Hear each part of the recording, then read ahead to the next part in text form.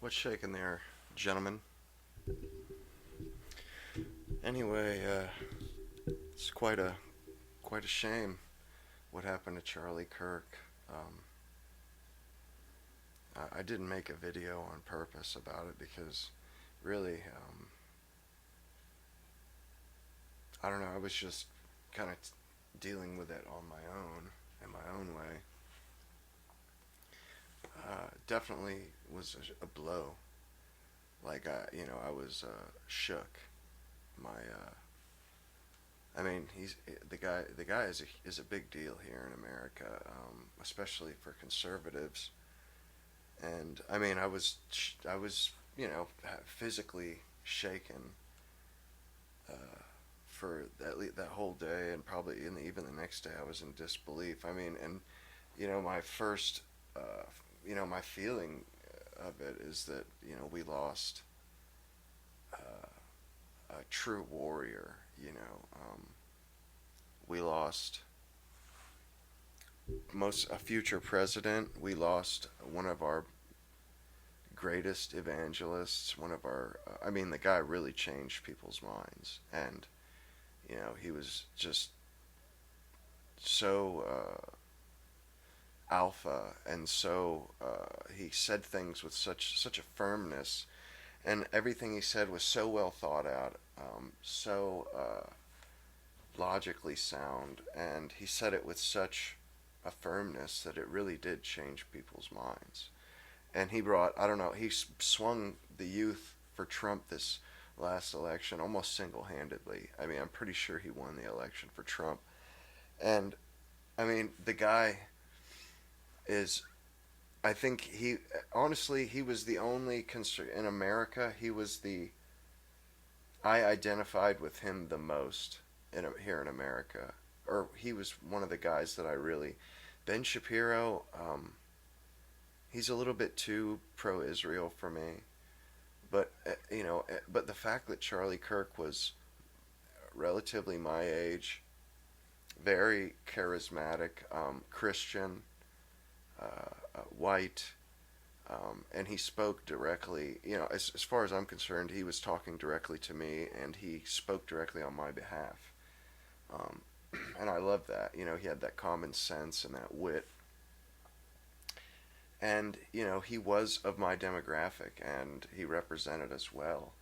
And they took him off the board. I mean, he was a major chess piece, like an ace in the hole, truly. And I mean, in my opinion, that's exactly why he was killed. I mean, I don't. I mean, maybe it was a hit, but whoever, if it was just that kid or if it was a conspiracy, they took him off the board for a very specific reason, because he was effective, effective, truly. And I don't think there's one piece of the conservative movement that could have, if you took out any other piece of the conservative movement, you would have not done as much damage as was done by assassinating Charlie Kirk. And definitely in the future of the conservative movement in America, he would have been a William F. Buckley on steroids, and would have brought a new generation would have come around because of him, and he would have kept Turning Point going just like Bill Buckley did for 50 years, and ends up as an American institution. But I don't think anybody else was even close to Charlie Kirk. I don't think J.D. Vance was even a Charlie Kirk status. And one thing that I've heard a few people get close to this point, but nobody's really mentioned the fact that he was. I mean, he was the. I've heard people say this. He was the glue of the conservative movement, and that's well said. But if you notice, in the conservative movement, he had no enemies, and he was the guy that made that made sure everybody got what they wanted. That everybody was content with where the movement was going. If somebody was said, in donors too. I mean, he did that balancing act, spinning plates and making everyone happy. That this group wants this done. Like the pro-Israel group wants Israel help, and all the different donors that want different things, and nobody hated him, and he had no enemies on the conservative side, no quarrels even. He didn't talk bad about anybody, and he on any prominent conservative politician, Charlie Kirk was like the focal point. He was he's literally the go between for so many heavy hitters. You know that, like, if you wanted to talk to Trump, you had to go through Charlie Kirk. You know, he made J.D. Vance happen. He made RFK happen. I mean, he was like the matchmaker almost. He was the one setting up, making the Republican Party the big tent party, the modern big tent party. That was what he was good at, and I mean, and that's what it was needed in this last election. Somebody who could bring in new votes, who had a killer ground game, but could also keep he was a coalition builder. He could keep the coalition together, and he was a God-fearing Christian. Was living the life that living the life he preached for other people to live. I mean, and people, I mean, he really is like a Martin Luther King Jr. type figure for me, to my mind. He was a civil rights figure. And it's funny, I've heard people say that, he's not a good enough person to be a martyr. That's such bullshit. He was absolutely a martyr as far as I'm concerned. The guy could be a saint. I mean, I've only seen one video where I've ever seen him lose his cool, and it was with Cenk Uygur, or whatever the hell that guy's name is, that communist Turk. But that was the only time I've ever seen him lose his conscience, and he called out Cenk, saying, "I'm very proud of being a capitalist. Like, how dare you?" He was trying to call Charlie's reputation into question, and it really bothered Charlie, I guess. But the guy was just a good man, truly a good man. As Jewish people would say, he was a mensch. He was everybody liked the guy, even the people that didn't like him. That were conservatives did not gripe with him in public. And then even some people that were liberals had respect for him. I truly had respect for him, like, wow, this guy, he has a ground game. So that's kind of why I wonder, this hit, like, was it because, I mean, it could be that he was just that effective, so he was the natural go-to, like, assassination target. I mean, that's very well possible. I mean, it could just be what it is, Occam's razor. But at the same time, also, if you wanted to take somebody out and do the most damage, he was the guy to do, because he was that effective, but also because he was the go-between guy, the coalition builder, the recruiter, the he was everything, all rolled into one. And he was a future politician that was going to bust skulls. And they really cut our legs out from under us, I think. I mean, he's not replaceable.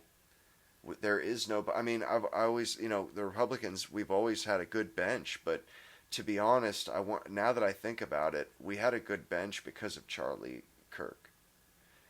Truly, I mean, he was always looking for talent and bringing talent in, and I mean, he found Candace Owens, like all these different conservative podcasters he brought in and made them famous. I mean, Candace Owens, all these different people that he literally, I mean, he had an eye for talent. And, like the Democrats right now, they have no bench. They have nobody coming up that's a star. And I feel like without Charlie, that could be us in 5-10 years. That could be us. That could be the conservative movement. And they really picked the right guy. That scumbag picked the right dude. I mean, he got the future of the Republican Party. And Charlie, he had such sway, such his reputation and his pull with different groups. I mean, he made Karl Rove look like a class president campaigner, really. So anyway, I guess I wanted to do a proper tribute video for him. Also, I'm of Scottish descent, and I've thought Kirk was a Scottish name, and because he plays the Scotland the Brave in his radio commercials. So I looked it up on Grok, and then come to find, not only is it Scottish, but Kirk means church in Scotland. So Charlie, his name was literally Charlie Church, and I haven't heard anybody else say that. But I looked it up, and then I asked if Kirk was a Scottish last name. It said indeed it is. Not only that, but in Scotland it's the term for church, and I was just kind of blown away by that and how nobody ever mentioned and he never mentioned it. His name was Charlie Church, and it's such a fitting name, and I'm so proud to be of Scottish descent as well. It's even more so that because he's a Scot, or he was a Scot anyway. God rest his soul, rest in peace. But um, it's just an absolute tragedy, worse than a tragedy. Um, and I really related to him too, and I get, maybe that's why it hit so hard, because I related to him so much. He was just a patriotic American guy like me, and he was taken away from. He really was taken away from us too early, and I mean, I feel like we lost a friend. And to see the outpouring over the world, South Korea at the Unite the Kingdom march, which I watched, and it was fantastic.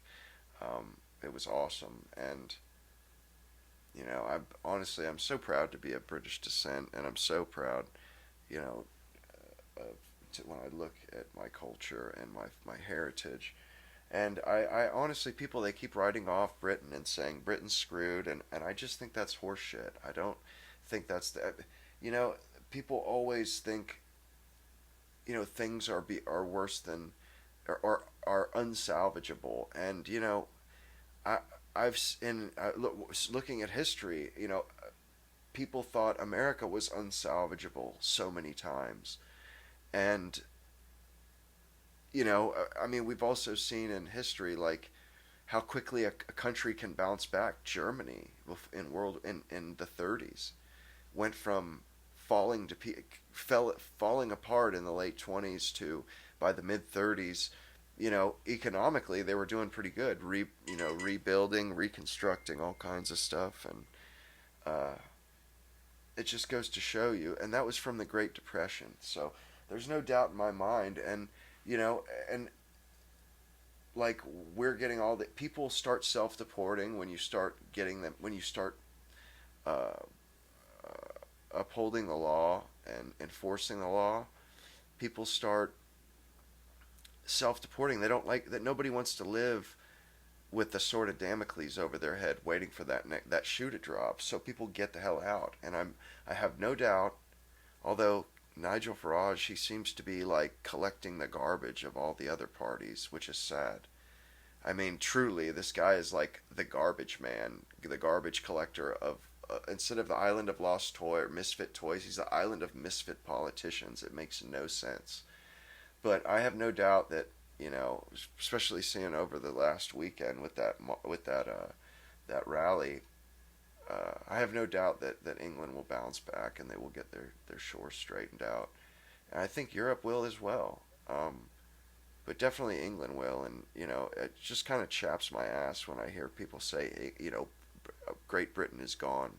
We may as well just cut our losses. It's like, dude, shut the hell up. Cut our losses? Like, those are our brothers in arms, and, it means something that they're Englishmen and not just a bunch of brown Indians. I mean, that means something, that, we have that shared ethnic bond, that shared cultural bond. So it just chaps me when I hear people say that, because,